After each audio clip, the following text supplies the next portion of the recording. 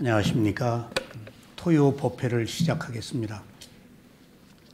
저희는 지금 사념처 명상의 세계 교재 588쪽, 지금 고진멸도 사성제의 도성제에서 오늘은 정견에 관해서 말씀을 드릴 차례입니다. 지난 시간은 도성제에 대해서 부처님께서 하신 말씀을 저희가 조금 가볍게 살펴봤고, 오늘은 부처님의 말씀을 다시 한번 조금 자세하게 살펴보겠습니다. 자, 588쪽이요. 지난 시간에 했던 겁니다. 이제 이걸 한번 풀이해 보자고요. 다시 비꾸들이여, 그러면 무엇이 괴로움의 소멸에 이르는 길에 성스러운 진리인가? 고진멸도 사성제의 도성제에 관한 이야기입니다. 그것은 바로 8가지 성스러운 도이니, 즉 정견, 정사유, 정어, 정업, 정명, 정진, 정념, 정정이다. 이것이 이제 8정도입니다. 우리가 그 8정도에 대해서 조금 살펴볼 필요가 있습니다. 8정도는 8가지 그 바른 길입니다. 이것을 개정해라고 말합니다. 계율의 부분과 집중의 부분, 그 다음에 지혜의 부분. 그런데 이 8정도를 어떻게 이해해야 되는가 하면은, 계율과 집중과 지혜가 8가지로 나누어져 있지만은 사실은 한 가지로 떨어져 있으면 힘을 발휘 못합니다. 8가지가 합쳐질 때 힘이 발휘됩니다. 그래서 8가지이지만은 8가닥에 줄을 묶어서 동아줄을 만들어야 소위 말하면은 열반에 이르는 도성제를 완성할 수가 있습니다. 그러니까 정견 하나 가지고 안 돼요. 정사유 가지고도 안 되고, 정어, 정업, 정명 가지고도 안 되고, 정진 뭐 그런 거 하나 가지고 안 돼요. 그러니까 8가닥에 줄을 꼬아서 만든 것을 8정도다라고 그렇게 이해를 하시면 되겠어요. 그런데 8정도에 대해서 개정해라고 그래요. 개는 뭐죠? 정어, 정업, 정명. 정은 뭐죠? 정정진, 정념, 정정. 그리고 해는 정견과 정사유. 그래서 이미 순서가 이렇게 정해져 있어요. 개정해라고 그럴 때, 보통 우리가 위파사나 수행을 할 때 제일 먼저 16단계의 지혜를 말할 때 그건 단계적 과정의 지혜고, 청정으로 말할 때는 7가지 청정이 있어요. 먼저 개청정, 그 다음에 심청정, 견청정이에요. 그게 개정이에요. 그럼 이렇게 그 순서가 개정해로부터, 개로부터 시작해야 돼요. 바른 말, 바른 행동, 바른 직업.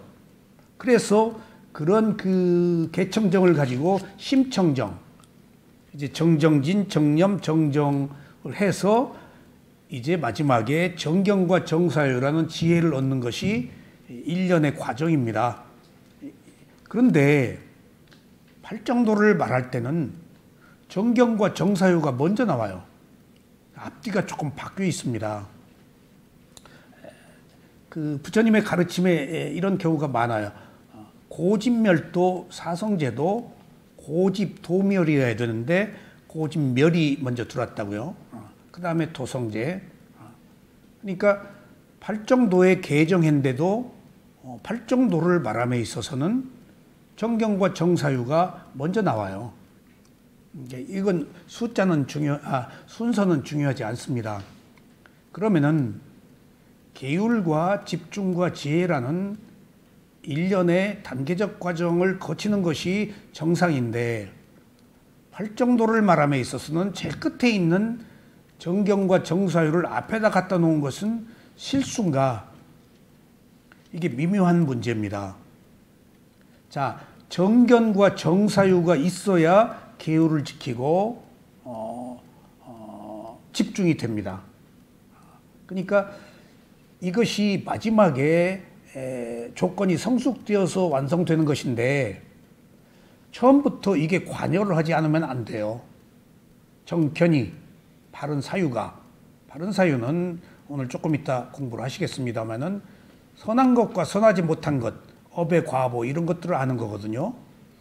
이렇게 선한 것과 선하지 못한 것을 처음부터 알아야 계율도 지킨다고요. 그런 의미에서 정견과 정사유가 앞에서 모든 것을 이끌기 때문에 선도한다는 의미에서 앞에서 지금 그 팔정도를 이끌게 된 것입니다. 그래서 오늘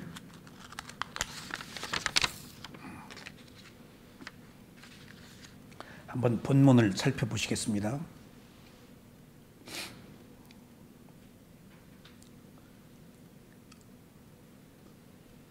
제가 굵은 글씨로 한 것은 부처님 말씀이고 밑에 작은 글씨로 한 것은 제가 설명을 한 겁니다. 정견, 정사유, 정오, 정업, 정명, 정정진, 정념, 정정이다라고 할 때 8가지 요소가 8정도입니다. 8가지 바른 길. 여기서 모두에 말씀드리지만은 개정해가 있다고 그랬죠? 여기 개만 있으면 안 돼요. 정이 있어야 돼요. 그리고 해까지 있어야 돼요. 그러니까 8개를 따로 떼어내서 해만 있을 수가 없어요. 또 개와 정이 있어야 되고 또 정만 있을 수가 없어요. 개와 해가 함께 유지되어야 해요. 그래서 마치 오온이 함께 일어나서 함께 소멸하는 것처럼 팔정도도 한 그룹으로 이해하시면 되겠어요. 그걸 세분화해서 세 그룹으로 나누어서 개정해라고 말한 겁니다. 팔정도는 괴로움의 소멸에 이르는 성스러운 진리로서 도성제입니다. 8가지 성스러운 길은 2가지 극단을 배제한 균형이 갖추어진 길입니다. 수행자는 자신의 지성을 나약하게 하는 극단적 고행과 자신의 도덕적 품성을 퇴보시키는 감각적 욕망을 추구하지 않도록 해야 합니다. 그러니까 바르다는 것이 극단적 고행과 감각적 욕망 2가지를 다 벗어난 중도의 길을 얘기합니다. 그럼 중도의 길을 가려면 어떻게 해야겠죠? 발정도를 해야 된다는 얘기예요. 그 발정도를 어떻게 시작하죠? 시작은 정념으로부터 해요. 시작은 알아차림으로부터. 그렇게 해서 하나가 8이고 8이 또 하나고 하나가 또 3그룹으로 나뉘고 또 3그룹이 8이고 서로 이렇게 상관관계를 가지고 있습니다. 그래서 팔정도는 모든 인간이 어떻게 살아야 하는가를 보여주는 가장 모범적인 중도의 바른 길입니다. 자, 우리가 계율을 말할 때에도 계율만 따로 떨어져 있으면 극단적인 수행자가 될 수 있어요. 정과 해가 있어야 돼요. 또 정만 있으면은 선정에 빠져서 나오려고 하질 않아요. 해가 없기 때문에. 또 해만 있으면은 간교해져요. 내가 지혜를 얻었다. 그래서 개정해라는 바른 어떤 규범, 중도 그런 것들이 함께 서로 작용할 때 비로소 도성제가 완성될 수 있습니다. 여기서 개정해라고 그럴 때 그 개가 지난 시간에 말씀드렸죠. 개를 뭐라고 그랬죠? 팔리어로 시일라. 시일라의 뜻이 우리는 계율이라고 알고 있는데 습관입니다. 습관. 그 다음에 본성입니다. 본성. 그리고 이것을 일종의 도덕적 의무, 도덕적 실천, 도덕을 말합니다. 개가.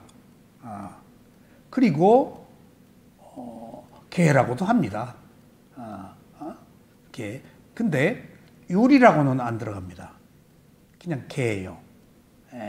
근데 이 개의 도덕 습관이 세 가지 습관을 벗어나는 것을 배우는 것을 사막이라고 합니다. 그러니까 우리가 팔정도를 말할 때 37조도품, 팔정도, 개정의 사막, 위파사나, 중도, 알아차림 이렇게 통일어로 쓰거든요. 근데 사막이란 말이 꼭 들어가요. 사막이란 말이. 개 안에 사막이란 말이 들어가요. 율은 아니에요. 율은 위나야라고 그래서 또 따로 빅구나 비구니들이 별도로 받은 것이고, 여기서 시일라라고 말하는 계열은 본성, 습관이에요. 근데 습관에 뭐가 있을까요? 우리들 습관에? 탐진치. 탐진치를 없애는 것을 배우는 것이에요. 개가. 그것을 사막이라고 그래요. 그러니까 티소 시카라고 하는데, 티소는 세 가지 탐진치를 말하고, 시카는 배우다, 훈련하다 라고 말해서, 계행은 일종의 탐진치를 없애는 훈련하는 과정이에요. 그러니까 우리가 개울 그러면 조금 딱딱하죠? 개울은 그런 깊은 뜻이 있어요. 우리들의 습관을 바꾸는 것이다. 여러분들 왜 수행이 어렵죠? 파산 수행 어려운 겁니다. 선정 수행은 재미가 있어요. 억눌러서 뭔가 고요함을 얻는 건데, 위파사나 수행은 지혜잖아요. 그럼 위파사나 수행자들이 선정 수행자들과 달리 의외로 적어요. 선정 수행을 한 사람들은 많아요. 물론 스승에 따라서 달라요. 탐진치 없애기가 어려워서 그런 거예요. 수행이. 탐진치가 우리들의 본성이잖아요. 습관이잖아요. 그것을 어떻게 없애냐고요. 그래서 힘든 거예요. 수행이 왜 힘든가 여러분들 이해하셔야 돼요. 우리 의식을 지배하고 있는 게 탐진치예요. 거친 탐진치, 중간 탐진치, 미세한 탐진치인데 있는지도 몰라요. 우리가 살면서. 자세 하나 바꾸는 거, 말 하나 하는 거, 밥 먹는 거, 누구 쳐다보는 거 전부 탐진치로 해요. 좋다 싫다 하잖아요. 근데 그런 게 있는지도 모르는데 습관인데, 습관이 뭐예요? 업의 과보예요. 축적된 성향이에요. 인과응보예요. 그런 것들을 어떻게 바꿔요? 이미 오랫동안 누적되어 있는 내 잠재의식인데. 그러니까 만약 위파사나 수행을 해서 있는 그대로 알아차린다면은 탐욕, 성냄, 어리석음을 관용자의 지혜로 바꾸는 과정이기 때문에 그것이 자리 잡기 힘들어서 어려운 거예요. 기본적으로 왜 수행이 어려운가 이해하셔야 돼요. 지금 습관을 바꾸는 것이에요. 습관은 제2의 천성이라고 그랬잖아요. 그거 바꿔질 수 있을까요? 가능합니다.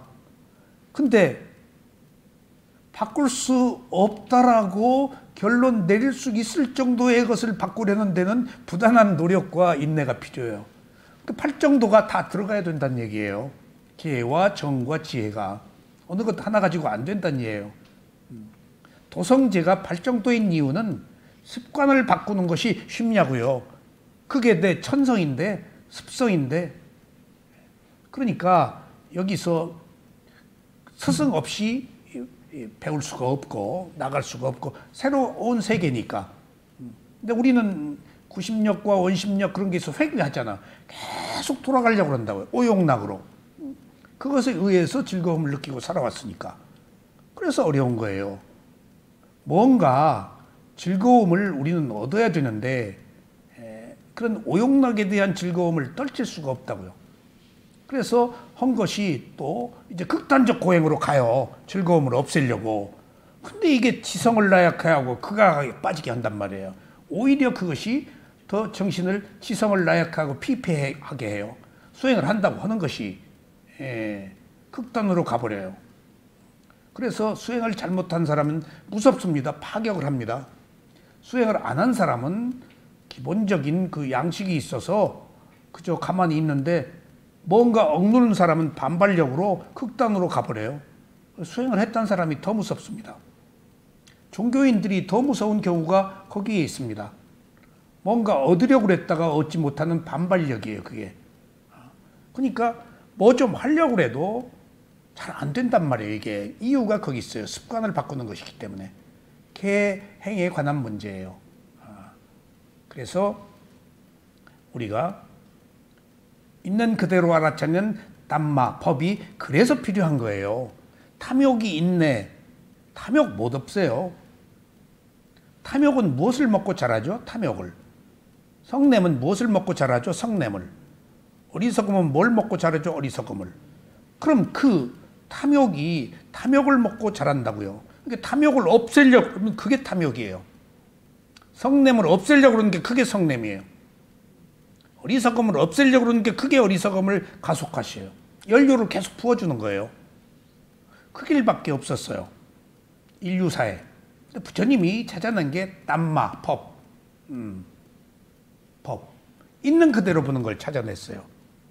탐욕의 최적의 효과는 탐욕이 있네라고 하는 거예요.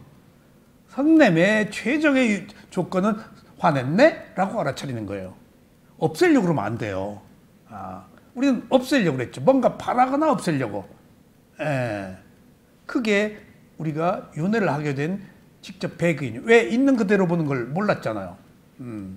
파사나 수행에 있는 그대로 보는, 그 다음에 분리해서 보는, 다르게 보는 그런 것들을 몰랐다고요. 다 개입해서 어떻게 바꾸려고 그랬죠. 놓고 본 적이 없다고요. 그래서 바로 그 중도라고 제가 말씀드린 팔정도와 개정해가 다 놓고 봐서 생긴 길입니다. 바른 길이라는 게. 꼭 이걸 먼저 숙지를 해 주시기 바랍니다. 그래서 이 개 시일라와 또 율이라고 하는 것은 위나야예요. 위나야도 억제하는 거예요. 제거, 파괴하는 거예요. 강인한 힘으로 귤, 룰, 율장 그렇게도 얘기를 해요. 그러니까 시일라와 위나야가 다르다는, 그래서 개율이라 그러면 시일라와 위나야가 합쳐진 것이다. 그렇게 이해를 하시면 되겠어요. 그러니까 우리가 막연하게 이제 뭐 개율 그러는데 개와 율을 조금 분리해서 봐야 되겠어요. 비구 227개 받은 거, 비구니는 비구니 비구보다 많습니다. 그리고 보통 제가자들은 5개, 그리고 선원에 오면은, 명상원에 오면 8개. 화려한 짐상 쓰지 말고 장식하지 말고 하는 것들이 있어요. 5개에다가 3개. 그래서 8정도를 그렇게 이해하시면 되겠습니다.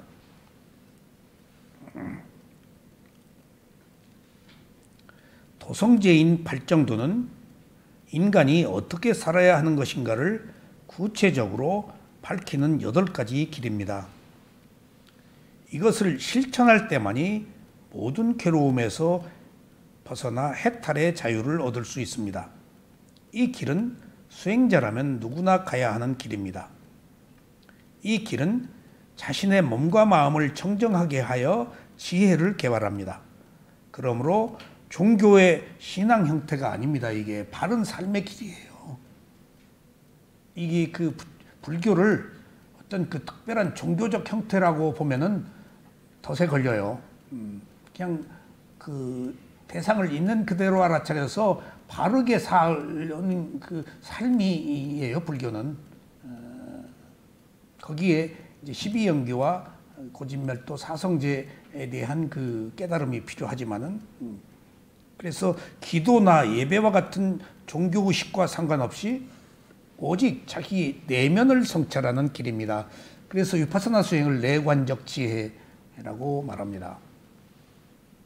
종교에서는 기도나 일정한 의식이 있습니다. 이러한 의식은 아직 8정도를 수행할 수 없는 상태에서 종교적 정서가 자기 욕구를 충족시키기 위한 것입니다. 그래서 여기서도 우리가 삼귀를 읽고 또 축복경, 보배경, 자회경을 읽는 것도 일종의 우리들은 이런 의식을 필요로 해요. 그런 의식이 있어야 뭔가 한 것 같은 자기만족이 있기 때문에 형식을 비르는 것이지만은 실제로는 자기 몸과 마음 알아차리면 됩니다. 그러므로 종교에서 행해지는 의식은 깨달음을 얻는 발정도와는 무관합니다. 우리들이 필요해서 어떤 형식을 만드는 것입니다. 그러니까 형식이 필요 없다. 그것도 또 잘못이에요. 아직 우리는 형식을 뛰어넘는 그런 지혜를 얻지는 못했어요. 형식 속에서 살아왔어요. 또 형식이 내용을 결정하기도 해요. 그래서 적당한 형식을 우리가 취하는 것도 하나의 문화적 현상, 하나의 습관적인 것이라고 보시면 되겠어요. 특히 우리가 제사 문제는 오랫동안 전통적으로 지켜온 문화이기 때문에 그 선에서 문화적 차원에서 어떤 풍습으로 습관으로 지내는 것들은 때로는 필요하다고 볼 수도 있겠죠. 원래 부처님의 가르침에서는 용납이 안 되죠. 제일 처음에 용을 섬기고 불을 섬기고 하는 사람들이 그 부처님 제자가 되어가지고 다 버렸잖아요. 그런 것들. 사실은 팔정도로 보면은 제사를 지낼 이유는 없습니다. 제사를 지낸다는 것이 죽은 자에 대해서 우리가 뭔가 좋은데 지금 공덕 받으라고 좋은데 보내고자 하는 거예요. 그럼 재생 연결식을 부정하는 거예요. 이미 어디 가서 태어났는데 빠르게. 물론 지옥 축생 악귀 아수라 사악도에 태어났을 경우에는 우리가 고인을 위해서 뭔가 공덕을 바치면은 회양을 하면은 전해질 수 있다 하는 것이 악귀에게만 그게 가능합니다. 그러니까 여기에는 찰나생 찰나멸이라는 매 순간 태어나고 죽는 무상이 있기 때문에 그렇습니다. 그리고 무아이기 때문에 그렇습니다. 그걸 받을 나도 없고 줄 사람도 없습니다. 단지 문화적 현상으로 이해하시면 되겠어요. 그러니까 문화도 일종의 세속적 진리에 속합니다. 그러니까 그것을 깡그리 부정할 수도 없습니다. 오늘 정견에서 세속적 진리를 제가 조금 이따 좀 다루겠습니다.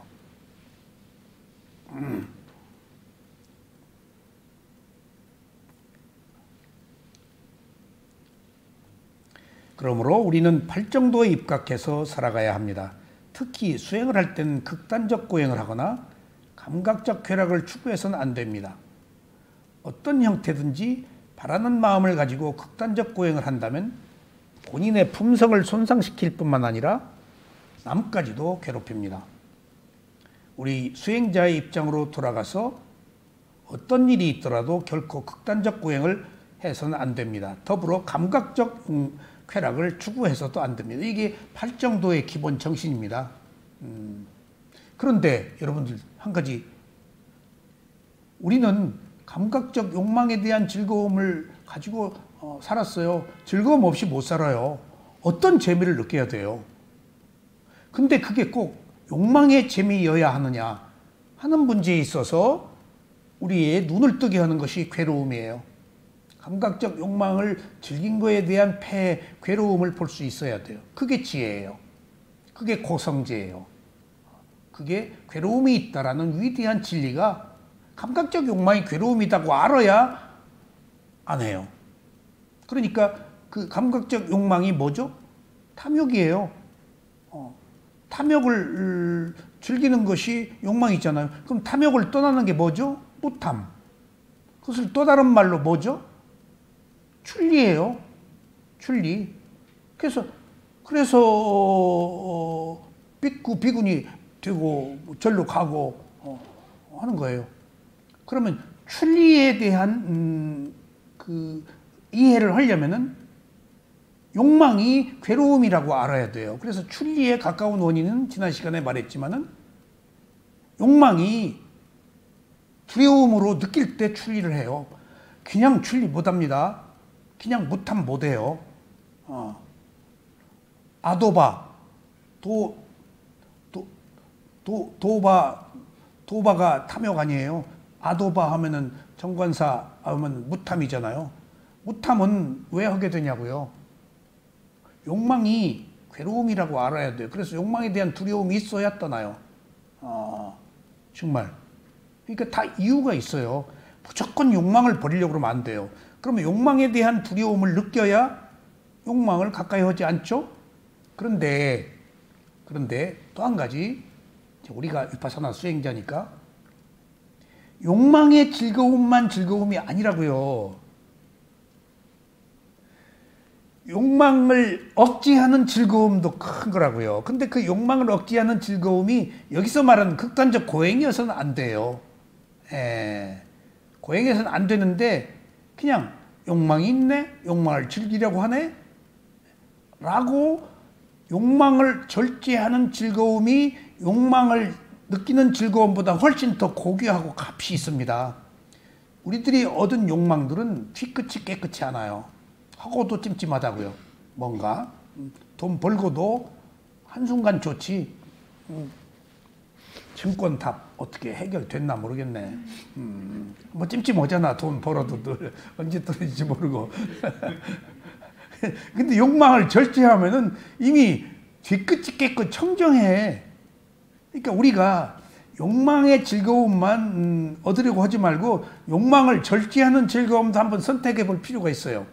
저는 욕망의 즐거움을 어떻게 절제하는가 하는 이야기를 여기서 어떻게 말하는가 하면은 술을 먹고 싶어요? 뭘 하고 싶어요? 그러면은 얼른 술을 먹고 싶은 마음을 얼른 봐요. 응? 술을 먹고 싶다? 무엇을 하고 싶다? 하면 그 욕망의 가속도가 워낙 힘이 있어서 제어하기 힘들어요. 제어하기 힘들어요. 수행이 하기 싫다? 하는 것도 일종의 욕망이거든요. 수행이 하기 싫다 하기 전에 싫어서 일어나 버려요. 타까지 안 가요. 그렇게 마음 빨리 앞서서 결정해 버린다고요. 그런 그 욕망의 폐해를 저는 느낌 보는 수행으로 지금 실현합니다. 예를 들면 술 먹고 싶어요. 술 먹고 싶은 마음을 봐요. 근데 술을 먹고 싶은 게 아니고 술 먹고 싶어서 경험한 그 느낌을 먹고 싶어 하는 거거든요. 느낌을 소유하려고 그래요. 술 먹었을 때 그 알딸딸한 거기에서 나를 던져버리고 의지해버리고 나 그냥 그 소위 말하면 헤어나버리고 책임 회피하려고 그러는 거예요. 지금 던져버리고 힘들으니까 자기 책임 회피해요. 던져버리고 거기에 의지해서 나 좀 쉬려고 그래요. 지금 늘 그렇게 의존적으로 살아왔던 거예요. 뭔가에, 도박에, 술에, 무엇에. 일도 그렇죠. 운동도 마찬가지예요. 뭔가 너무 지나치게 하는 것은 그렇게 함으로써 즐거움을 느끼는 거거든요. 근데 그것이 극단으로 갈 경우에 그것에 대한 폐해 때문에 술 먹고 싶을 때, 예를 들면 술 먹고 싶은 마음을 보고 그 마음으로 인해서 일어난 콩닥거리는 가슴의 느낌을 저는 본다고요. 제가 스승한테 배운 마음과 느낌 보는 수행의 효과예요. 그러면은 자 보세요. 술 먹고 싶은 마음을 딱 봤어. 그러면 술이 없어졌어요. 내 마음이 나타났어요. 두 번째, 술 먹고 싶은 마음으로 인해서 일어난 가슴의 느낌을 봐요. 그럼 또 술이 없어졌어요. 채널을 두 번 바꾼 거예요. 그러면 또 여기서 술은 없어져 버렸어요. 이미 그 마음, 내 마음을 보고 또 가슴의 느낌으로 왔으니까. 그럼 여기 거친 느낌, 중간 느낌, 미세한 느낌을 콩닥콩닥을 1분, 2분만 잡아도 술을 먹고 싶은 느낌으로부터 조금 자유로워질 수 있어요. 반사적으로 우리가 하는 거거든요. 조금 자유로워질 수 있다는 이야기는 술을 먹고 싶다 하면 먹어야 되는 어떤 탐욕, 어리석음이 있기 때문에 제어하기 힘든데 약간 숨을 죽이고 텀을 만들어 두면은 술을 제어하는 또 다른 힘이 생겨요. 아, 이거 먹으면 내일 힘들지. 아, 이거 먹으면 문제 생기지. 이거 먹으면 뭔 일이 생기지. 이라고 그것이 가져오는 폐해, 분리, 그런 것들을 생각할 겨를이 생겨요.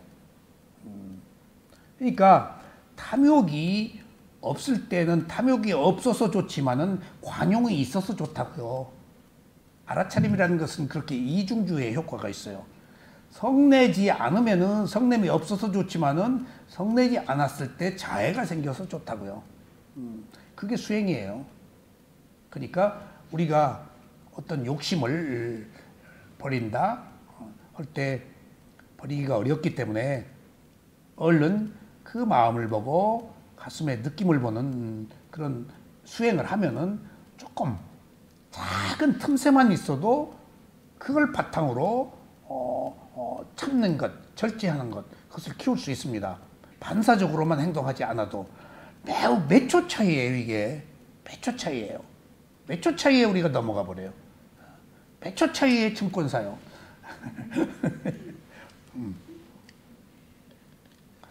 웃기려고 그런 거예요. 증권사 한 거 뭐라고 한 거 아니에요. 또 증권회사에서 연락 올 거.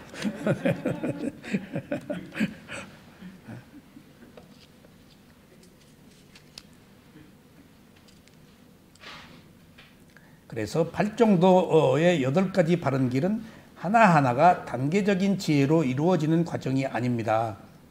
팔정도는 8가닥의 씨를 모아서 하나의 줄로 엮는 것과 같은 기능을 합니다. 그러므로 8가닥을 한 묶음으로 만든 것과 같습니다. 이렇게 해서 팔정도는 계와 정과 해가 항상 함께 작용합니다. 팔정도의 순서는 계정해이기 때문에 계에 속하는 정어, 정업, 정명으로부터 시작되어야 한다고 볼 수 있습니다. 그러나 팔정도 중에서 가장 으뜸이 되는 것이 정견입니다. 수행자는 궁극의 목표가 지혜이기 때문입니다. 그래서 수행의 이상을 삼기 위해서 바른 지혜를 제일 앞에 배열했습니다. 이는 수행자에게 어느 정도 정견이 갖추어져야 비로소 3가지의 계의 요소와 3가지의 집중의 요소를 개발할 수 있기 때문입니다. 그래서 팔정도는 바른 견해로 시작하고 바른 견해로 계속하고 바른 견해로 끝을 맺어야 합니다.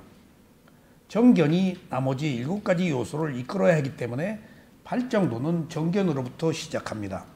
자, 또 경전에 이런 말이 있어요. 알아차림이 힘들잖아요. 알아차림이 왜 힘들다고 그랬죠? 깨어서 대상을 보는 것은 해본 적이 없어요. 습관으로 살아있기 때문에, 욕망으로 살고 있기 때문에, 떠밀려 살기 때문에 그냥 자기 의지로 새로 냉철하게 이성적으로 본 적이 없어요. 거의 감성에 휩쓸려 살아요.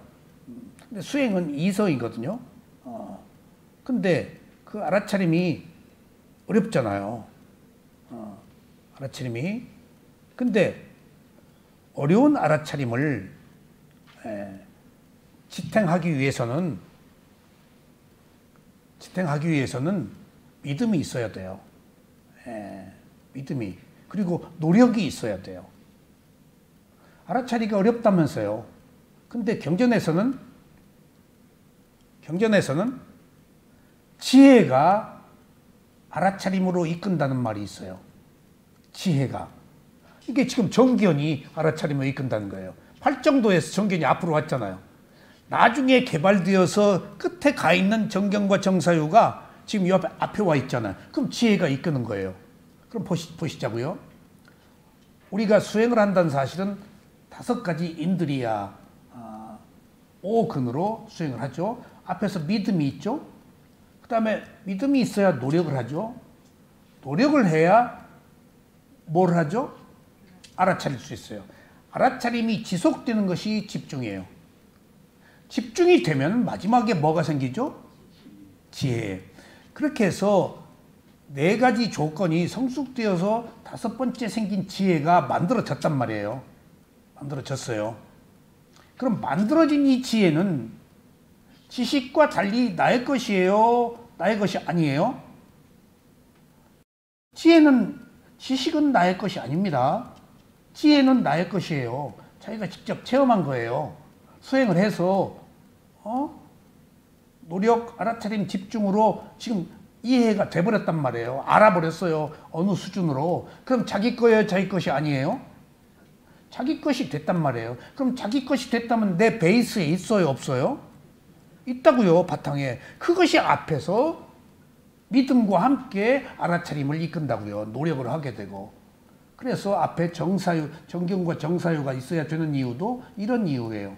응? 만들어진 것들이 내 것이 될 때는 앞에서 나를 이끌어요. 그래서 반야가 이끈다, 빤야가 이끈다라는 말이 있습니다. 근데 그걸 이런 측면에서 이해를 하시면 되겠어요. 그러니까 앞에 이것에 의해서 빤야가 통찰지가 생기지만은 만들어진 빤야는 나의 것이기 때문에 만들어 놓은 상태에서 내 베이스에서 그것이 또 나를 이끈다. 그래서 믿음과 지혜가 함께 가야 된다. 그렇게 또 이해하실 수 있겠습니다.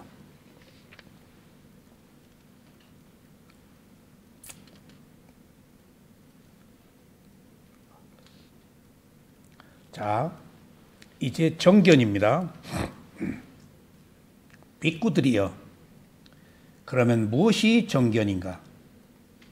괴로움에 대한 지혜, 괴로움의 일어남에 대한 지혜, 괴로움의 소멸에 대한 지혜, 괴로움의 소멸에 이르는 길에 대한 지혜, 빅구들이여, 이것을 정견이라고 한다. 이게 이 네 가지가 뭐죠? 고진멸도 사성제입니다. 예, 고진멸도.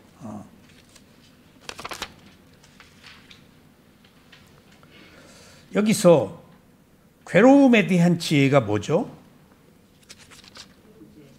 예? 고제죠.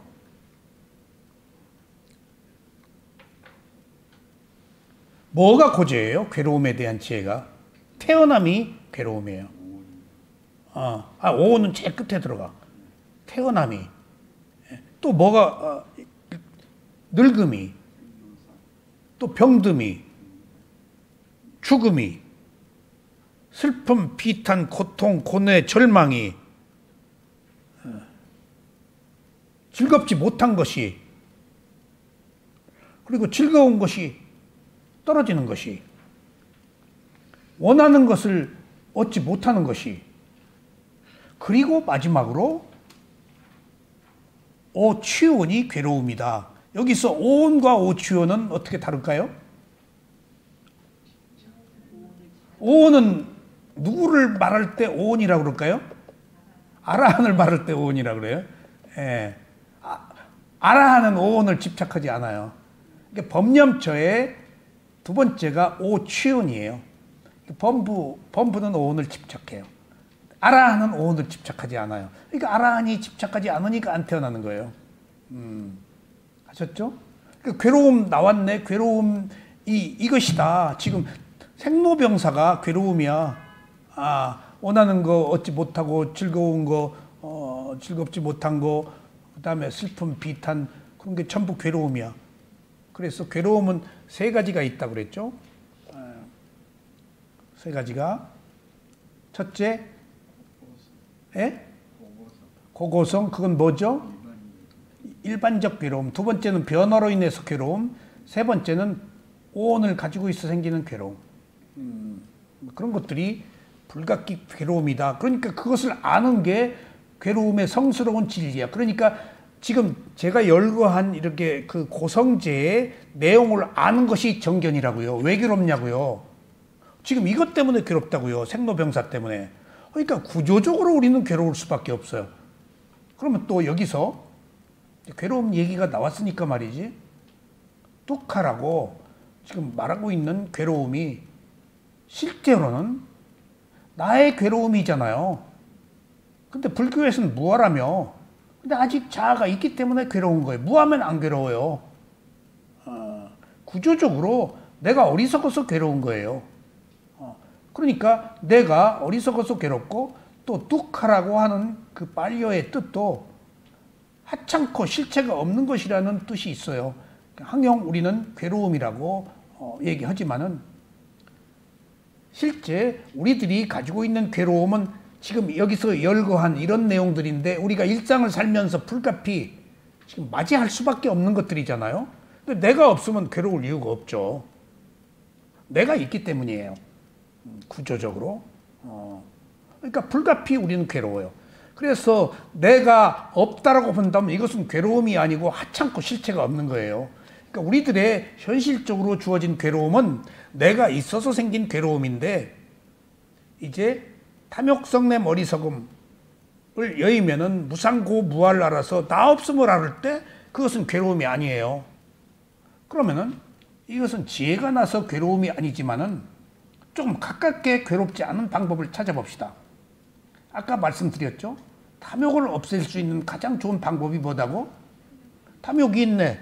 괴로움을 없앨 수 있는 가장 좋은 방법이 괴로워하네. 괴로움이 있네. 그럼 딱 법으로 분리가 되잖아요. 땀마가 된다고요. 대상이 돼버려요. 그러니까 위파사나의 위가 분리, 대상, 다르게 본다, 대상으로 본다라는 것이 우리는 여지껏 분리가 안 됐다고요. 대상으로 보지를 못했어요. 왜? 자아가 있기 때문에. 철부터 붙어버렸어요. 그냥 지나가는 것도 내가 붙잡아요. 남의 괴로움도 내가 붙잡아버려요. 한 개 시비 걸고 싶어서. 뭔가 아는 채우고 싶어서. 뭔가 심심해서. 누구 욕 좀 하고 싶고. 그래서 아무것도 아닌 것도 그냥 붙잡고 욕을 하고 내 것으로 만들어버리잖아요. 미친 사람 춤춰도 그 사람 꼴을 안 두고 나도 추워요. 똑같이. 이게 누구 얘기예요? 우리 얘기예요.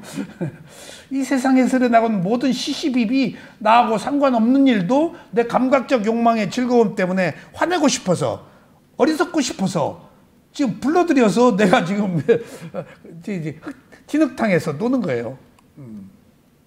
우리가 이게 전부 어리석음이에요. 이게. 그러니까 우리가 왜 이 수행을 해야 되는가에 대한 바른 견해 이것을 가질 필요가 없어요. 이게 불가피한 거예요. 불가피한 것은 있을 수밖에 없는 거예요. 그것은 있을 수밖에 없는 것은 어떻게 해? 받아들여야지. 안 받아들이려고 생긴 거 아니야 지금. 태어났으면 죽어야지. 살고 있는 동안에 병이 생기지. 늙기 마련이지. 그런 것들은 생로병사는 자연스러운 건데도 차가 있기 때문에 안 받아들이려고 그래요. 그래서 하찮고 실체가 없는 것이 그것을 크게 키워서 괴로워하는 것도 탐진치 이가 있어서 그렇지만 원래는 무상고무아를 몰라서 그런 거예요. 그 사물의 궁극의 이치 그것을 알기 전까지는 우리는 불가피해요. 그래서 위파사나의 통찰지의 빠냐라는 것이 무상고무아이기 때문에 위파사나가 아니면 안 된다 하는 이유가 거기 있어요. 몸과 마음으로 돌아오지 않으면 안 된다는 이유와 위파사나가 아니면 안 된다고 하는 이유가 거기 있어요. 부처님이 그걸로 괴로움을 해결했으니까 그것이 아니면 안 된다는 이유는 거기에 있어요. 괴로움이 일어난 자리가 몸과 마음이기 때문에 괴로움이 소멸한 자리도 몸과 마음이에요. 근데 괴로움의 소멸을 어떻게 여의냐고요. 무상고무아가 아니면 안 돼요. 그러니까 이런 일련의 모든 과정들이 무상고무아를 알아서 열반에 들어가는 것으로 다 귀결돼 있어요. 근데 열반 얘기 안 해요. 지금 온갖 팔정도 다 뭐다 다 열반을 향하고 있어요. 오른발 왼발 일어난 꺼짐 호흡 부는 것도 다 열반을 향해 있어요. 근데 열반 얘기는 안 해요. 마지막으로 이런 집중과 지혜가 나야 열반에 들어가기 때문에 모든 법은 로마로 통한다고 마지막에는 열반이에요. 그것만이 괴로움을 해결하는 것이니까 이 팔정도의 정견도 열반을 얻기 위한 거예요. 괴로움을 해결하기 위한 거예요 지금. 그렇지 않으면 무슨 소용이 있어요. 팔정도가. 무슨 소용이 있어요. 괴로움을 해결하지 못하는 것은 아무 소용없어요 우리들한테. 감각적 욕망은 거꾸로 괴로움을 더 키우죠. 그러니까 우리가 이런 현실 앞에서 맥을 찾아서 왜 우리가 이 수행을 해야 되고 지금 이 길로 가야 되는지에 대한 바른 견해가 필요합니다. 이것을 정견이라고 한다. 라고 할 때 정견은 바른 견해로 고진멸도 사성제를 명확히 아는 것을 말합니다. 그러면 고진멸도 사성제에서 정견은 괴로움이 고성제는 알았네? 괴로움.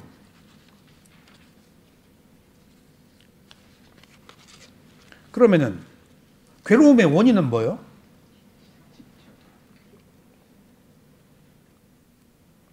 가래예요. 괴로움의 원인이.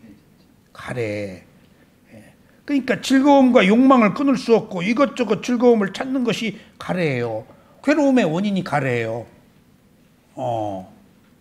근데 가래는 세 가지가 있죠. 감각적 욕망에 대한 가래, 지금 감각적 욕망은 어디서 일어나죠? 감각기관에서 우리 몸과 마음으로 보고 듣고 냄새 맡고 하는 게 전부 감각적 욕망이야. 감각이라고 하면 몸으로 와야 돼요. 몸과 마음으로. 느낌이야. 감각적 욕망 그러는데 감각기관에서 일어나는 욕망이에요. 감각기관이 우리 몸과 마음이에요. 아니비설신의 거기서 가래가 일어나. 그 감각적 욕망에 대한 가래, 괴로움의 원인이 이제 지금 이것을 집착하기 때문이에요. 감각적 욕망에 대한 가래. 두 번째는 뭐죠? 존재에 대한 가래. 부자가 되고 싶고 천당에 태어나고 싶고 뭐가 되고 싶고 뭔가 바라잖아. 탐욕으로. 그 다음에 세 번째는 비존재에 대한 가래는 이루어지지 못하니까 죽고 싶다. 뭐 지구를 하차하고 싶다.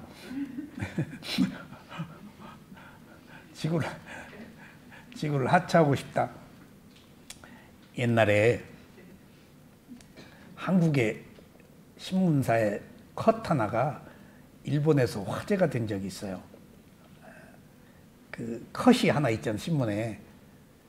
한국과 일본이 오랜 가까운 인근의 국가들은 사이들이 나빠요. 침략하니까. 인간은 침략에 탐욕의 야욕이 있잖아요. 어리석음 때문에. 땅 뺏기 아니야. 식민지 만들고. 근데도 일본은 사과를 못하는 민족이에요. 어느 의미로 일본 정신적으로 열등한 민족입니다. 정말입니다. 어떤 예언가 그랬어요. 그들은 성정이 사납다. 청량기산, 화산대에 살기 때문에 늘 불안하고. 근데 또 가진 장점들이 있겠지. 섬이고 그리고 학문을 숭상해요. 왜냐하면 섬으로 고립되어 있으니까. 그 사람들이 학문적으로 추구하는 사고력이 있어요. 우리는 끊임없이 대륙으로부터 문화가 왔지만은 그들은 단절돼 버리니까 하나가 오면은 키워요. 도로, 예로. 우리 차례도 그 사람 다도로, 다 서해도 서도로, 다 도로 승화시켜 버려요. 그러니까 그 문화적으로 자기 것으로 만들어요. 그런 재능이 있어요. 근데 저는 어떤 누구 이렇게 지정학적인 문제, 인간 인성에 대한 문제를 얘기할 때 거기까지 이해가 가요. 한국은 끊임없이 대륙으로부터 문화가 왔기 때문에 그렇게 소중하게 안 여겨요. 막 버리고. 근데 일본은 오면 굉장히 키워요.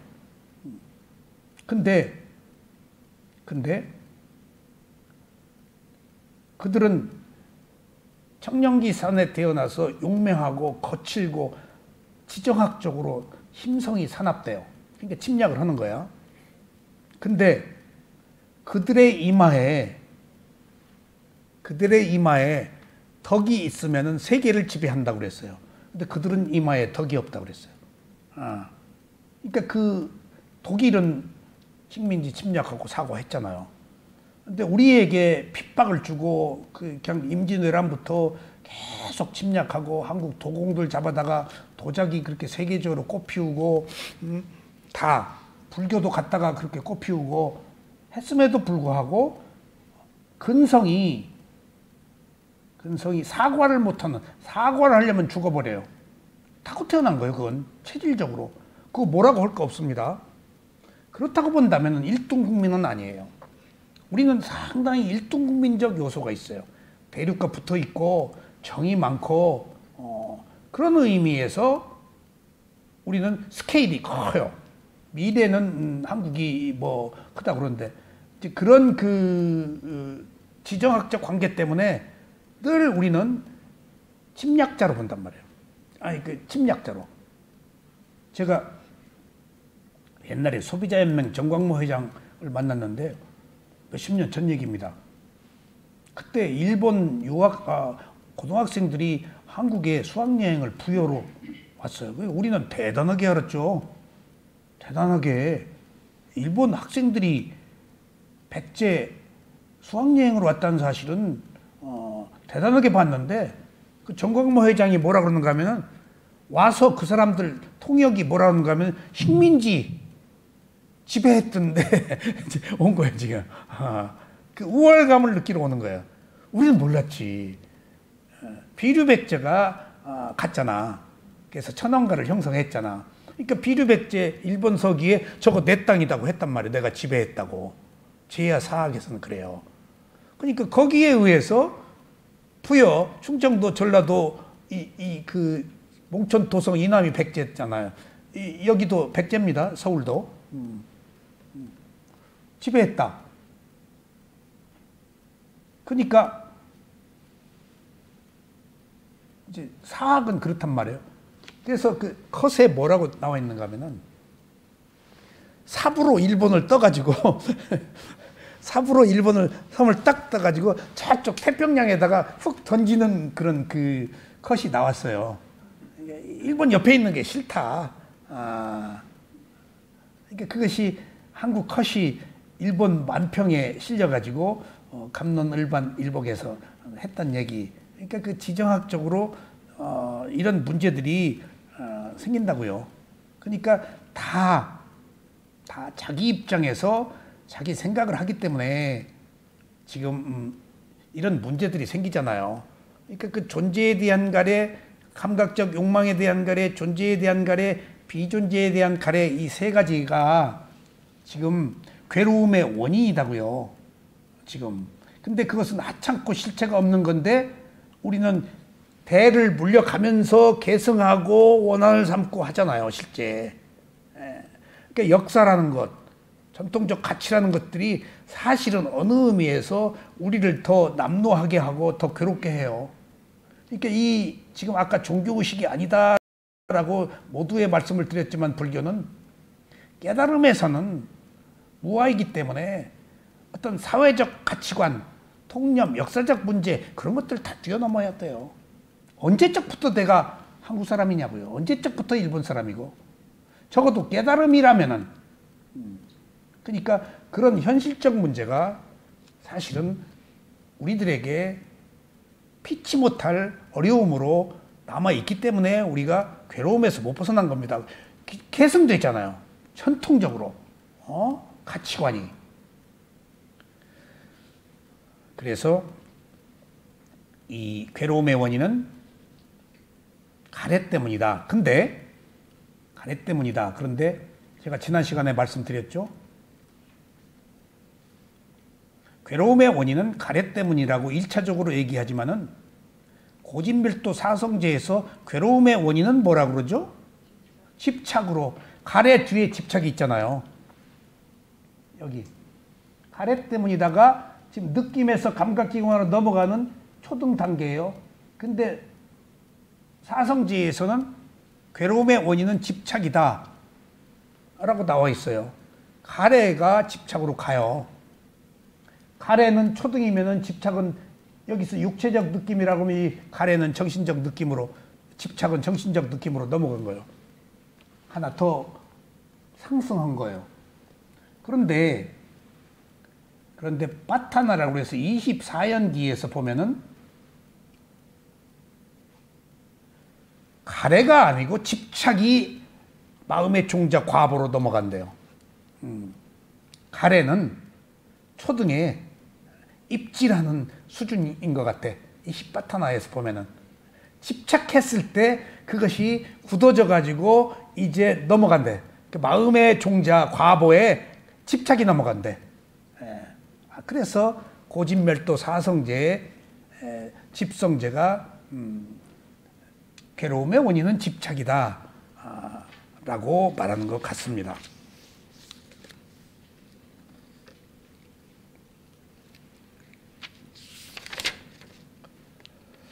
바른 견해는 최고의 수승한 지혜입니다.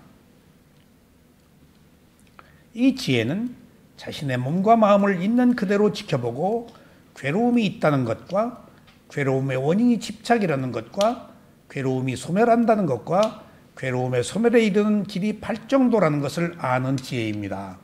다 나왔네요. 사성제를 아는 게 지혜. 근데 이 사성제가요,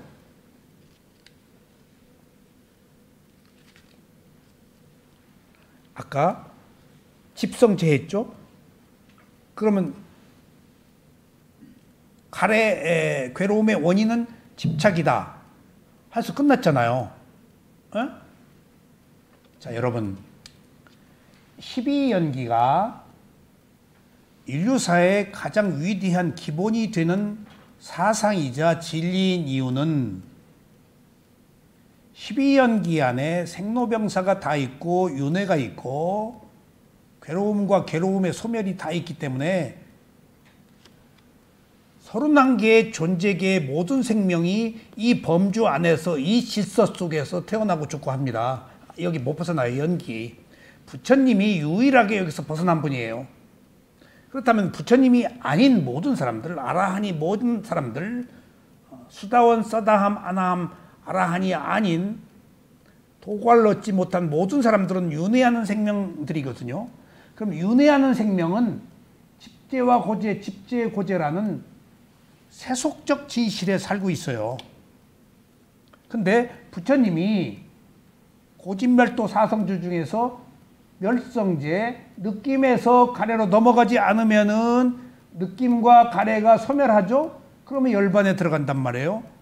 느낌에서 가래로 넘어가면은 윤회하는 연기의 회전에 들어가고, 그러니까 12연기 안에 세속적 진리인 집성제, 집착과 괴로움이 윤회하는 세계 속에서 있는데 부처님이 출세간접 관점으로 찾아낸 것이 열반과 도성제, 그래서 사성제가 완성된 것이라서 12연기 안에 모든 것이 있습니다.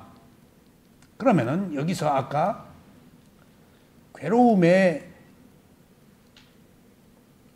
원인이 집착이라고 그러는데 괴로움의 소멸은 뭘까요? 응?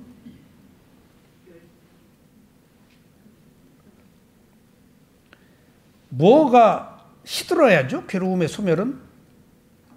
가래가 시들어야 돼요. 가래. 여기 있다. 안 넘어가야 돼요. 느낌에서 가래. 예.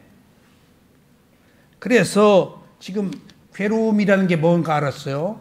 그 다음에 괴로움의 원인을 알았어요. 세 가지 가래. 멸성제는 그 가래가 시들어야 돼요. 가래가. 맨 느낌의 상태로 가버려야 돼요. 느낌에서 감각기관, 6가지 감각기관에서 감각 대상과 접촉에 느낌이 일어났을 때 좋다 싫다 안 해야 돼요. 이 자리에서. 이게 도성제예요. 이게. 여기 왔다 갔다. 느낌, 맨 느낌의 상태에서 육체적 느낌은 넘어갔어요. 정신적 느낌은 진행돼 버려요.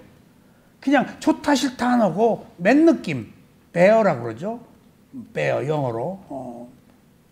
그냥 있는 그대로 벌거벗은 채 나체로 있는 그대로. 이 있는 그대로가 불교의 핵심적 진리예요. 있는 그대로 본다. 개입하지 않고 본다. 놓고 본다. 그래야 사물의 성품을 볼 수가 있어요. 그래서 멸성제는 가래의 시들미며 그침이며 노음이며 가래의 버림이며 가래에서 벗어남이며 가래로부터 초연함이에요. 그래서 시듬, 그침, 노음, 버림, 벗어남, 초연함 이런 것들이 언어적 유의이지만은 다양한 형태로 너무나 깊게 각인되어 있는 감각적 욕망을 벗으려 버리기도 하고 초연하기도 하고 놓아야 되고 뭐 그런 온갖 형태의 여러 가지 유형의 경우에 우리가 가래로부터 넘어가지 않아야 돼요. 그것이 느낌에서 가래로 넘어가지 않는 길이에요. 그럼 이제 멸성제가 됐네. 괴로움, 고성제 알았죠? 이제 집성제 알았죠? 멸성제, 가래의 시듬, 버림, 초연함이다. 그러면 이제 도성제가 뭐냐? 이게 지금 우리가 말하는 팔정도예요. 느낌에서 가래로 안 넘어간 이 뿌리지. 이게 깨달음의 황금 의자인데 내란자라 강가가 아니고 숲속이 아니고 느낌에서 가래로 넘어가지 않는 자리를 깨달음의 황금 의자라고 그래요. 그건 모곡사야도 말씀이세요. 깨달음의 황금 의자 도성제는 느낌과 가래 사이다. 이게 도성제예요. 느낌과 가래 사이에서 안 넘어가려면 뭐가 필요해? 8가지 팔정도가 개정해가. 팔정도 개정해가 중도의 중도 아니에요? 중도인데 대상을 분리해서 보는 것이 위파사나예요? 사마타예요? 위파사나예요. 사마타는 안 돼요. 사마타는 윤회해요. 사마타는. 그래서 개정해가 이제 8정도인데 여기서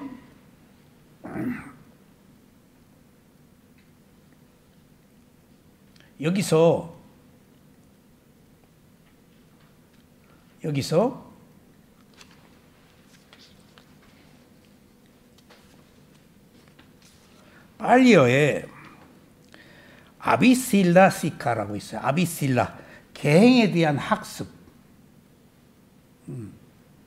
그 다음에 두 번째 아비지타 시카. 보세요. 개정해죠. 개정해죠.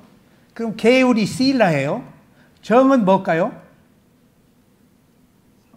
사마디. 근데 사마디라고 안 해요. 팔리어에서는. 예. 아비지타 시카라고 그래요. 지타가 들어가요. 여기서 꼭 이거 기억해서. 사마디 집중은 상당히 추상적이에요. 딱 마음으로 팔리어에서는 얘기를 해요. 우리가 집중 그러지만 실제 그 집중의 두 가지 합성어가 뭐라고요? 고요한 마음이에요. 찌따가 들어가야 돼요. 만호는 의근이지만은 마음 쪽에서는 찌따예요. 여러 가지 그림 그리는 거, 여러 가지 그림, 잡색, 회화, 그림을 찌따라고 그러고, 그리고 마음이라고 더해. 의는 이성적인 것 쪽에 있어서 생각 쪽에 가까운데, 찌따는 마음 쪽에 가까워. 감성적인 것. 찌따를 마음 쪽으로 써.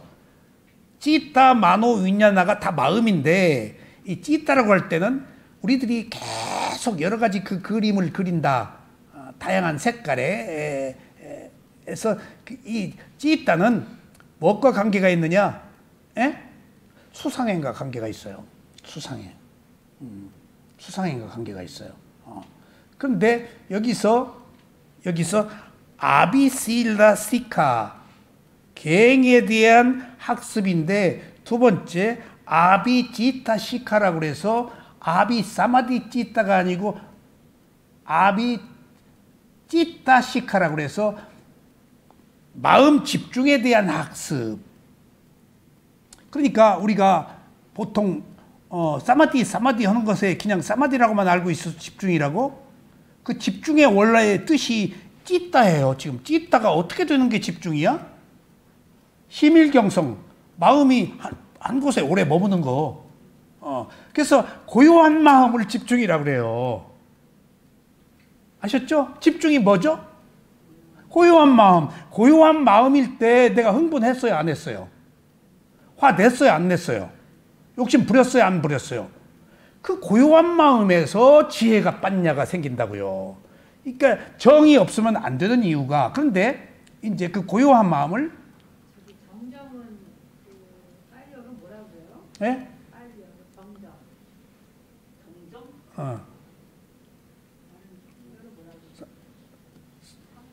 사마디?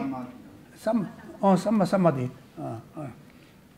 근데 이 삼매에서 사마타의 삼매는 대상과 하나가 되는 것이고, 위파사나의 카니카 삼매는 대상을 분리해서 보는 차이. 그건 나중에 이제 그 집중해서 다룰게요. 그러니까 보세요. 개정해가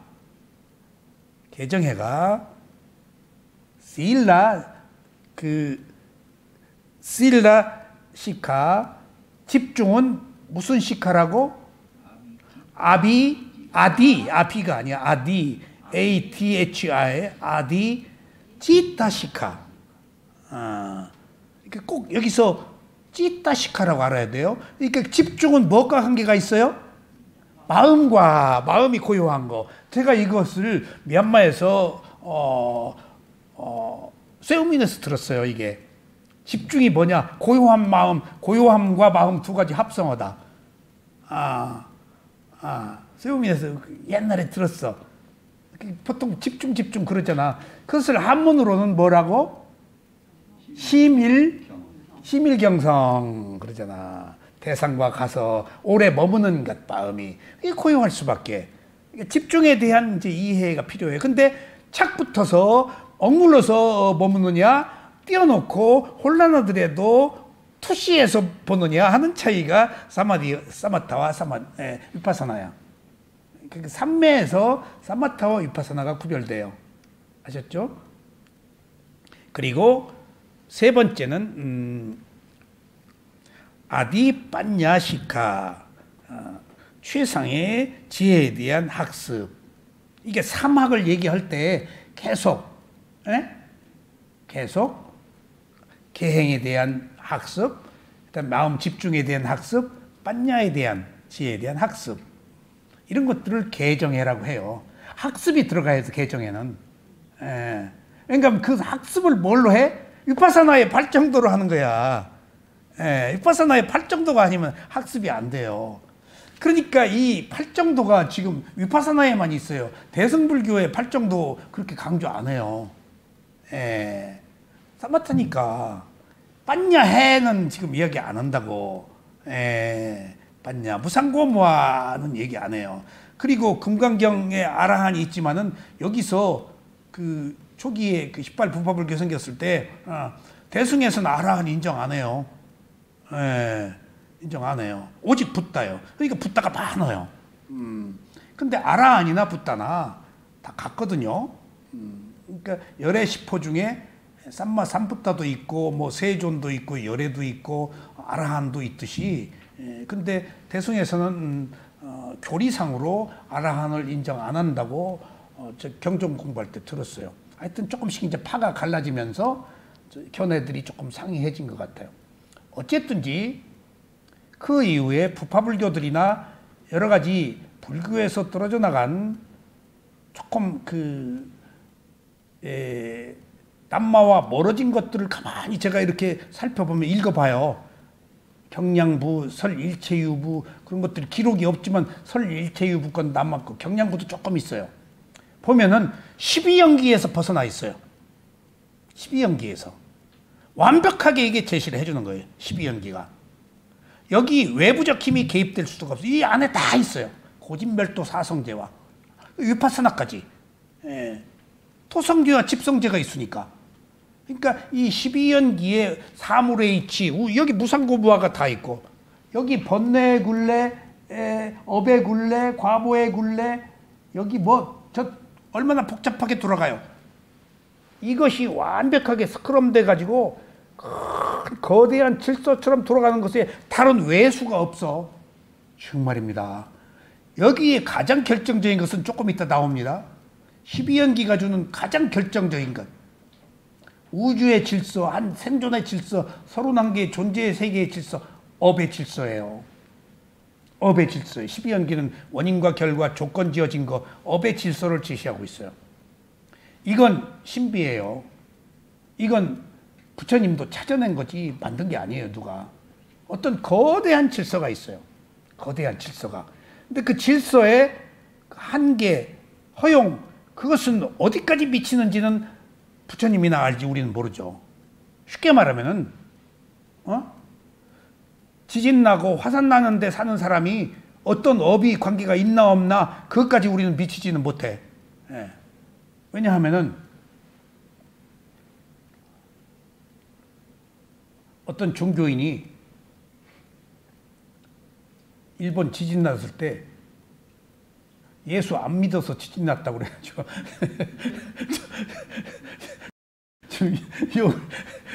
욕을 먹었는데, 그러니까 예수라고 하지 않고 나쁜 짓 해서 났다 그럼 조금 허용 범위가 적용의 가능성은 있을지 모르겠지만 누구 안 믿어서 그랬다는 것은 너무 조금 조금 지나치다. 근데 더 재밌는 것은 제가 뉴질랜드를 갔는데 뉴질랜드에서 가장 극심하게 지진 피해가 나온 것이 어딘 줄 아세요? 크라이스트처치 교회예요. 그게 아이러니야. 그러니까 업의 적용 범위는 모르는 거예요. 그러니까 꼭 교회였다 뭐 아니었다라는 것은 우리들의 추측이고 관념이지 그런 얘기를 하면 안 되지. 그럼 또 예수를 믿었는데 너 잘못 믿어서 교회가 그랬다. 그것도 조금 그러니까 업의 적용 범위는 붓다밖에 모르니까 우리가 유예하자고요. 너 그래서 벌 받았어 라고 하는 것은 내가 고소해야 하는 마음이고 업의 적용 범위를 내가 추측하는 것이기 때문에 가능하면 삼가하는 게 좋겠어요. 이거 그렇죠? 쌤통이다 뭐 그러지 말고 업의 적용 범위는 부처밖에 모르니까. 근데 미루어 짐작컨대 아까 조금 이따 나옵니다. 그 정견에 세간의 진리와 출세간의 진리에서 세간의 진리가 업이에요. 12연기 철저하게. 저기 집재고재 집재고재 철저하게 원칙이에요. 그것을 인정하는 게 정견이에요. 업의 진리를 보시하고 뭐고 하는 것도 정견인데 헌대로 받는다는 업 자성 정견을 받아들이는 것이 바른 견해예요. 그렇게 중요해요. 근데 12연기 그 아비담마 배우니까 업생물질, 수명도 있는데 업생물질이 있네. 수명과 업생물질이 다르더만. 수명은 타고 태어났는데 업생물질이 거기 미치지 못하면 죽어야 돼요. 그러니까 업이 지배하고 있는 부분들. 그러니까 우리가 눈으로 보죠? 눈으로 보는데 우리가 눈으로 아는 게 아니고 눈으로 보고 감촉은 실제 의식, 마음이 있어서 아는 거다는 거예요. 그러니까 업생물질이 미치지 못하면 눈으로 보지 못하고 듣지 못하고 하는 것도 그런 영향이에요. 그러니까 그렇게 그 한 인간의 생명이 오묘하게 원인과 결과라는 질서로 일어나고 사라지고 있습니다. 그리고 그것들은 모두 일어나고 사라진다 하는 것으로 마지막에 귀결이 됩니다. 그래서 이제 사성제를 다 했어요. 그 이유를. 그리고 도성제는 8정도예요. 개정에. 정견은 사성제를 통찰하는 것 외에 행위를 한 자가 행위에 대한 과보를 받는다는 것을 아는 것입니다. 이게 세속의 진리와 출세간의 진리인데 세속의 진리에서 가장 중요한 것이 업자성 정견이에요. 지은대로 받는다 하는 것이 세속의 진리예요. 그럼 출세간의 진리는 뭘까? 세속에서는 지은대로 받는다라고 했을 때 선한 것을 쌓아서 영화를 누리고 부자가 되고 천상에 태어나는 것을 좋아해, 좋아하지 않아?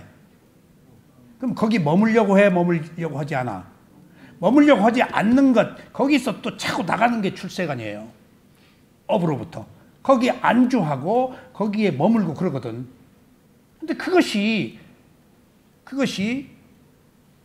좋은 것을 받아서 거기 머물려고 하는 세간의 업, 자성, 정견, 선한 거 해서 선한 과보 받아서 행복하게 사는 것에 머물지 않으려고 하는 직접적인 배경은 왜 출세간이 필요할까? 괴로움이 있다라고 알아야 또 떠나요. 이렇게 다 얽혀 있어요. 그러니까 우리가 아무리 천상에 태어나고 왕으로 태어나고 재벌로 태어나도 그것은 괴로움이에요. 내가 소유할 수도 없고 윤회하고 있는 한. 근데 모르면은 소유하려고 하지. 근데 그것을 괴로움이라고 자각하는 것이 바로 정견이다니까. 정견이 없으면 안 된다니까. 근데 이 행위를 한 자가 행위에 대한 과보를 받는다는 것을 아는 것은 부처의 가르침이 아니면 알 수가 없는 거예요. 모르죠. 그러니까 이제 위파사나 수행을 해서 지금 아는 거예요. 그러니까 확실히는 몰라요. 그러니까 수행을 했다고 해서 이걸 알아야 될까요? 그러니까 이렇게 이제 그 의식의 진행 과정이 다만 저희는 그냥 그 부처님의 가르침이 정말 다르기 때문에 믿는 것이지. 아니 근데 그것을 믿도록 체험하는 것이 수행이라니까. 그러니까 지적 사유하고 그래서 이제 그러면은 이제 보세요. 보통 우리가 지금 애경 씨가 이야기한 어떤 그 지혜의 일반적 과정을 거치려면은 반드시 4가지 과정이 필요해요. 꼭 이게 필요해요. 지금 그 4가지 과정을 이해해야 돼. 첫 번째는 우리가 대상과 마주쳤을 때 어떤 특성을 보죠? 사마타 수행의 특성인데 판야띠 모양의 특성을 봐요. 먼저 겉으로 드러난 거, 모양을 본다고.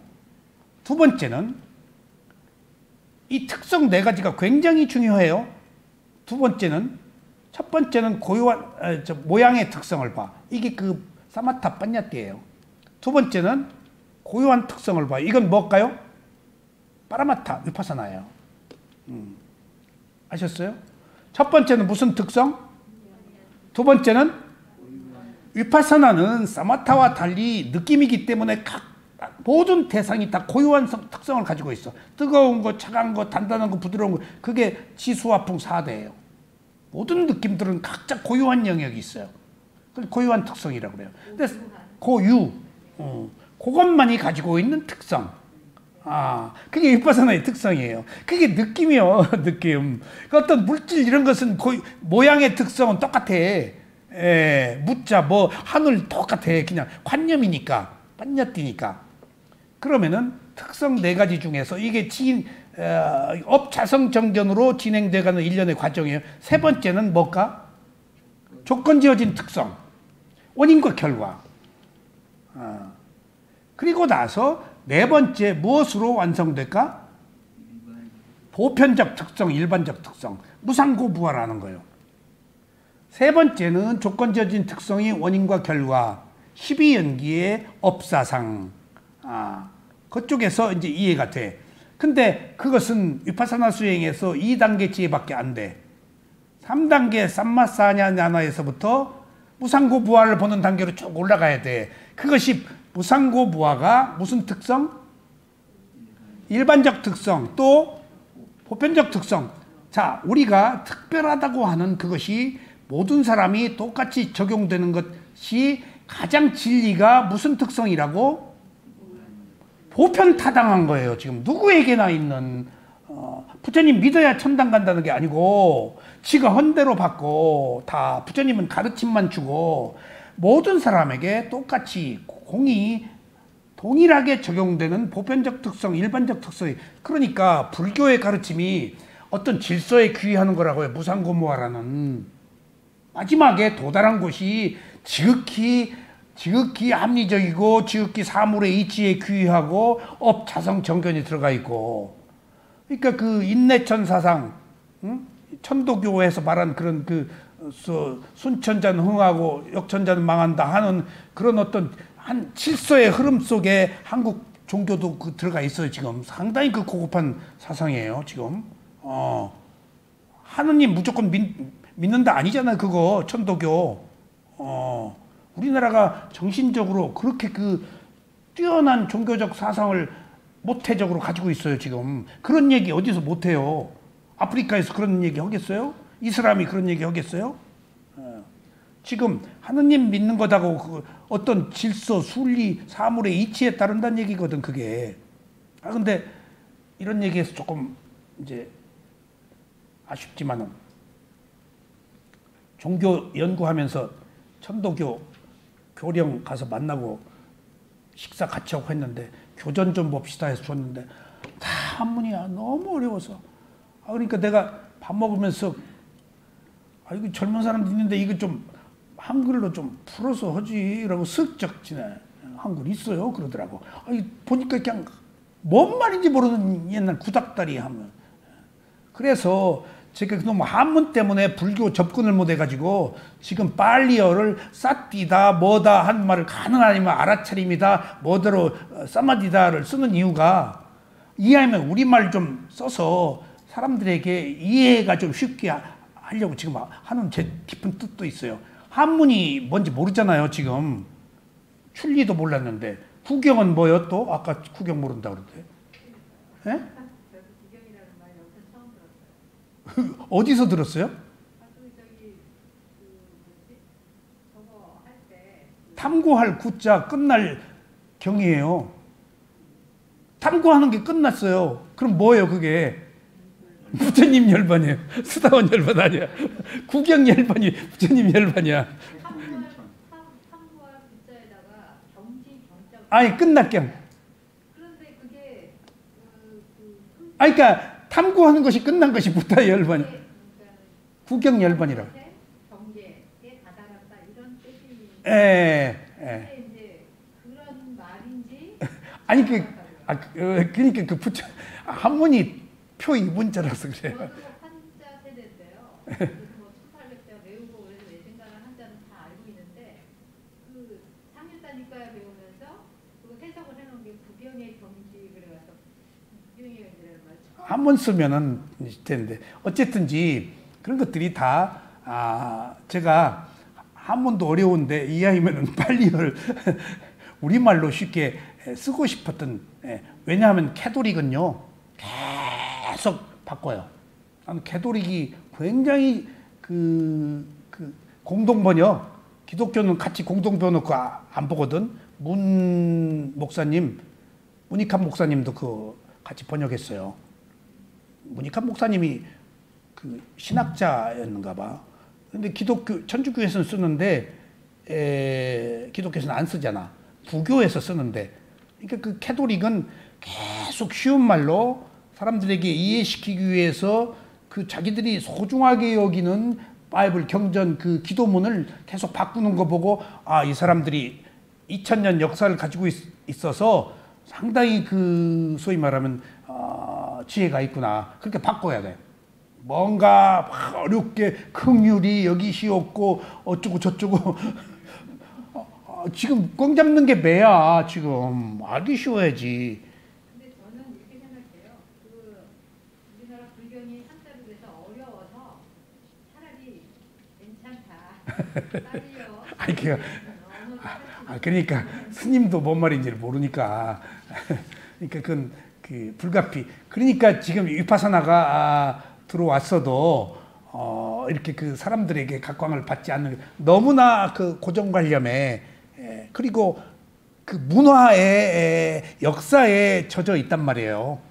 그건 뭐 불가피한 겁니다. 어쨌거나 지금 정견은 사성제를 통찰하는 것 외에도 행위를 한 자가 행위에 대한 과보를 받는다는 것을 아는 것입니다. 이걸 얼마나 깊이 알아가느냐 하는 것들은 이제 지혜입니다. 그래서 모든 과보는 자기 업으로부터 나옵니다. 누구나 자기 업에 매여 있으며 자신이 지은 업이 자기를 지탱합니다. 선업이나 악업이나 행위를 한 자가 상속을 받습니다. 그래서 모든 존재는 자기가 지은 업의 주인이자 자기 업의 상속자다. 경전 나와 있죠. 그들이 각자 자기 업으로부터 솟아나는 것이며 자기 업에 매여 있고 자기 업으로부터 지탱되고 선과 악의 어떤 업을 짓든 그들은 그 업의 상속자가 될 것이다 해서 이제 놓고 보면은 이것이 그 이 12연기를 그 대변하는 원인과 결과 조건지어진 것을 드러내는 결정적인 내용이지만은 이게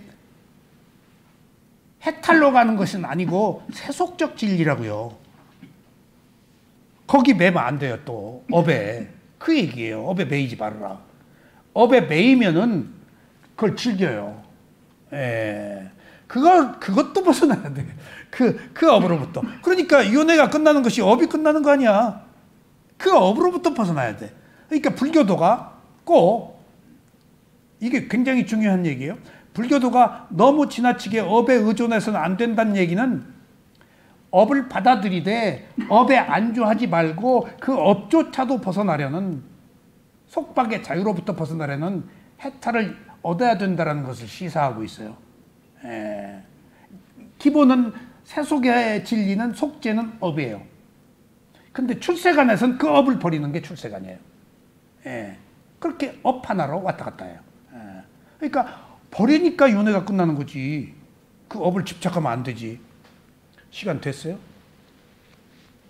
얼마나 됐어요?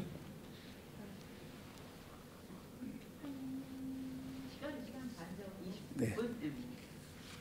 그래서 여기 나옵니다. 바른 견해는 존재하는 것들의 특성인 무상고무아를 아는 것입니다.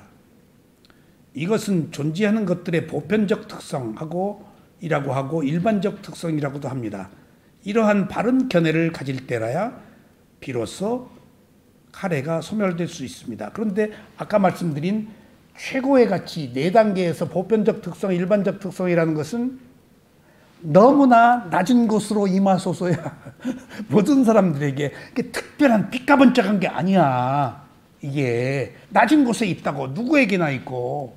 근데 우리는 특별한 곳에서 특별한 걸 구하려고 한다고 무상고무화하는 거야. 모든 게 일어났다 사라진다. 그리고 괴로움이 있다. 그리고 그것을 나의 것이라고 할 만한 것이 없다. 왜냐하면 순간순간 마음이 경험할 뿐이니까. 같은 마음이 아니니까. 그래서 무상고무화를 아는 것이 매우 일반적 특성, 보편적 특성인데 그 무상고무화는 처음부터 모른다. 팔정도의 단계적 과정처럼 특성도 사마타의 고유 모양의 특성, 위파사나의 고유한 특성, 그 다음에 원인과 결과를 아는 특성이 몇 단계? 2단계. 그 다음에 3단계부터 위파사나라니까. 그 3단계부터 계속 무상고무화를 알아가는 것이어서 마지막에 일반적 특성, 무상고무화라는 사물의 이치를 알아서 우리가 집착을 끊는 것입니다. 일련의 우리들의 괴로움을 해결하는 방법들입니다. 이렇게 다 답이 나와 있습니다. 왜 우리가 이 길을 가야 되는가? 막연하게 가는 게 아닙니다. 부처님이 직접 본인이 체험하고 반드시 내가 체험했으니까 이 길로 와라. 확신한다. 그리고 이 길은 에까야노 마코 단 하나의 유일한 길이다라고 말씀을 하셨습니다. 그게 팔정도이자 사막이자 중도이자 위파사나입니다.